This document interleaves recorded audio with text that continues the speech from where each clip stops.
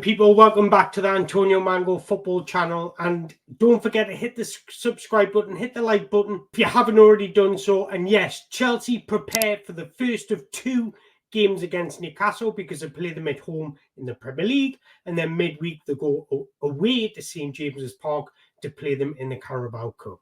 So I'm here today to tell you exactly what you need to know about the game on Sunday, how it's going to plan out, and most importantly, who's going to win. But before I do that, I didn't get a chance to do a match review on the game against Panathinaikos because I had a family emergency. But I just want to say, big up the big team. Big up Enzo Maresca, because the most difficult job for a manager is keeping everybody happy. And the second most difficult job, in my opinion, is when you completely change the whole 11 and every single player knows their roles and responsibilities. So you need to give Maresca his mangoes for that. You also need to give the players the mangoes for executing it. And speaking about executing it, Mudryk with a goal and 2 assists. And I'm not even trolling when I say this.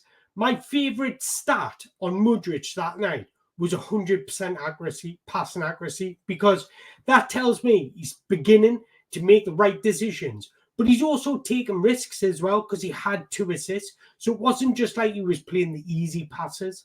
And I said I wanted to see a bit more from João Felix. He hasn't been bad, but we know he can be absolutely top-notch.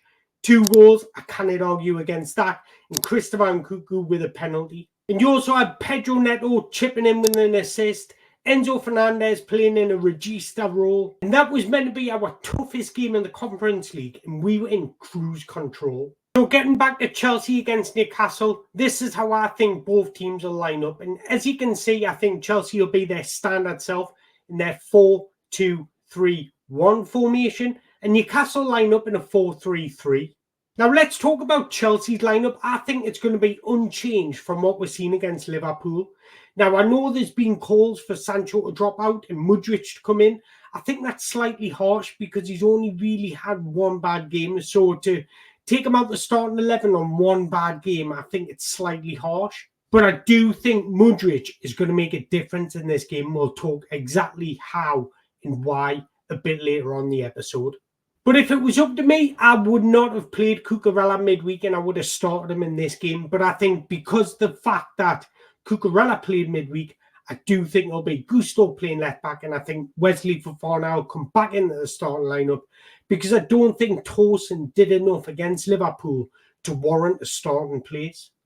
Then I know you're all looking at the double pivot, and I do think what we're seeing from Caicedo and Lavia, that's going to be key. But also because how physical and aggressive Newcastle on central areas, I don't think Enzo Fernandez has the athleticism to keep pace with Newcastle's big physical attributes.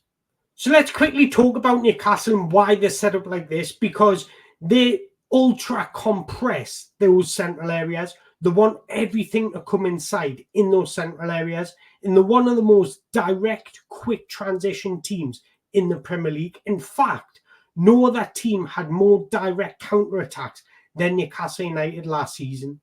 What's funny about Newcastle this season is they had a great start to the season without playing well. Now that they've started to pick up performances, the results are dropping. They haven't won in the last 4 games. And they're not looking like scoring, but with their dangerous players, they can click at any time. Now, personally, what I think Newcastle are going to take something out that Nottingham Forest game, and you'll see something very structured, disciplined defending. And they'll almost defend with a back 5. So what you'll see is something like this. They're going to make it extremely difficult to break down. Newcastle are very good when everything's in front of them. They've got big, strong, physical players and they don't mind dueling. So they're happy when the play's in front of them because they're extremely compact, they're disciplined. And what they want to do is force the play inside. And that's where they try and overturn the ball in quick counterattacks. So they don't like it when there's one-on-one situations. They'll force you inside to then pounce, win the ball. And out of possession, one thing Newcastle are very good at is squeezing the pitch. So when Levi Colwell's got the ball, because he's majority of the one playing out from the back, they will squeeze up extremely high and tight and just give you no room to play out from the back. So what Levi Colwill has to do is try and go on the outside, because that's where you're going to get most of your joy against Newcastle United. They want you to play in these areas because that's where they're extremely suffocating. The reason they want you to play in these central areas because they like to attack with wingers. So when and if they do force a turnover, Murphy gets wide, Gordon gets wide, and they look to exploit these spaces.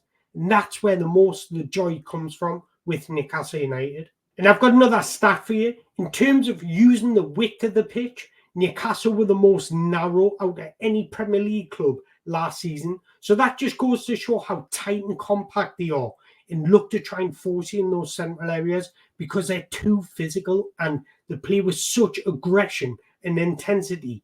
It's difficult to play around their press.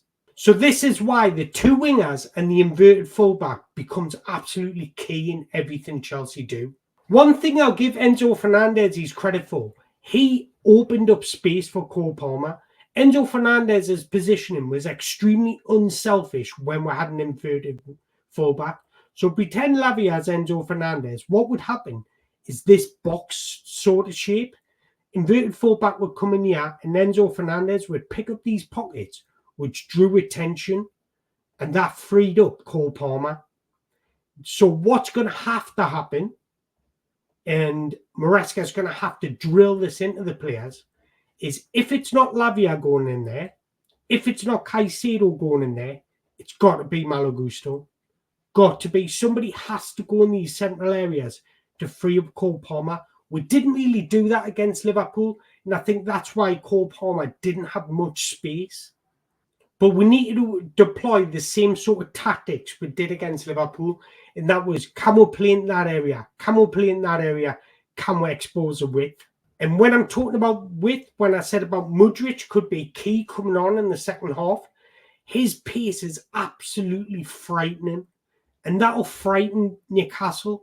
So we need to exploit space in behind. Has Sancho got the pace? I don't really know, but I'm sure Mudryk will make a massive difference when he comes on. And Madueke needs to do the same on this side. They need to exploit the width. So what I want to see from Colwill when he gets the ball is can we play first time into Jackson? Can we play first time into Cole Palmer? Because if we're dwelling on the ball in these areas, Newcastle are just going to suffocate. So it's kind of like missing out the middleman. Can we play into those areas? Can we go wide early?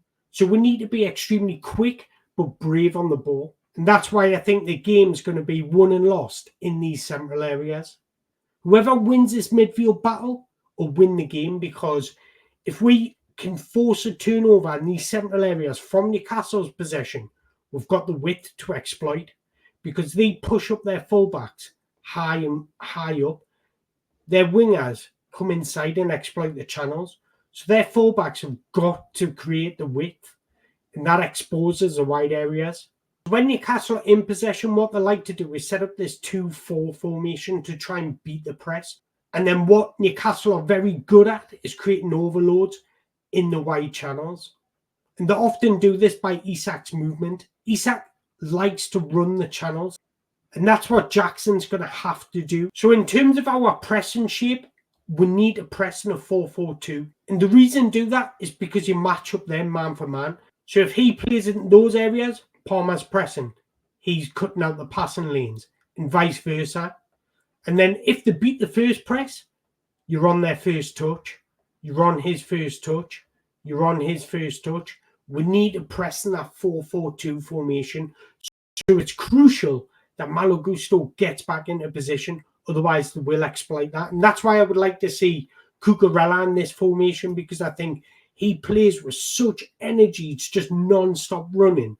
He'll be absolutely key in this, because I think it's going to be a fast-paced, high-intensity game. But personally, I think that's where the game will be won and lost, in those central areas. As soon as we force a turnover, we need to be as direct as what Newcastle are.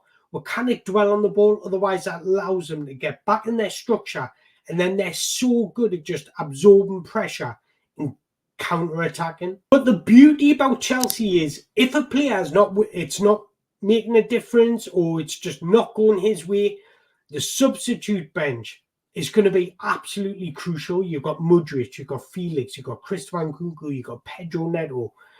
The talent to choose from is unbelievable. So taking out the Carabao Cup game, Chelsea, before the next international break, have got Newcastle, Manchester United, and then Arsenal. I think they keep pace with the top four, or even trying to push into that top three, dare I say it. We need to get at least 6 points out of these next 3 games. With the coaching that's been implemented and the squad depth that Chelsea have got, there's absolutely no reason why we can't.